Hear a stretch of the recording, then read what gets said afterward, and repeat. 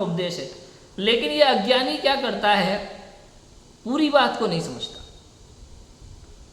एक बात व्यवहार की बात को पकड़ के बैठ जाता है, कोई निश्चय को पकड़ के बैठ जाता है, दोनों को साथ में लेके नहीं चलता।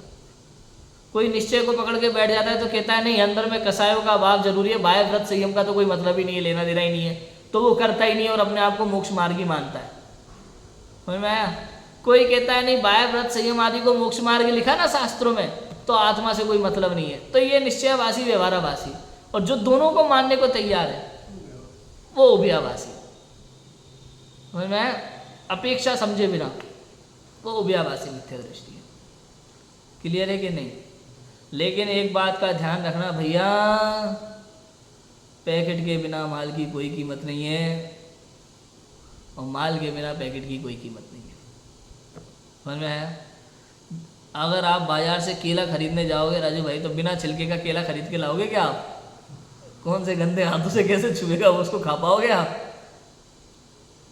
लेकिन केला खत्म हो जाए, खाली छिलका है, तो उसको खरीदोगे कि नहीं खरीदोगे? तो भैया कीमत तो ऐसे ही है, बाजार से जब लाओगे ना तो केले सहित छिलका चाहिए, छिलका सहित केला चाहिए। और केला खत्म होने के बाद में छिलके की कोई वैल्यू नहीं। अब बताओ, छिलके की पूरे पीरियड में कहीं कोई वैल्यू थी क्या? नहीं थी। लेकिन केले के साथ में उस छिलके को खरीदा कि नहीं खरीदा? हमने अपनी इच्छा से पैसे दे के एक्स्ट्रा, क्योंकि तोलने में तो उसका भी वजन आता है ना।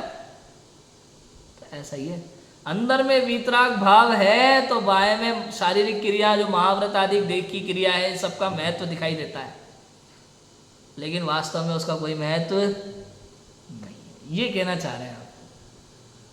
महत्व किस लिए है? केवल वीतरागता की वजह से, नहीं तो उसका कोई महत्व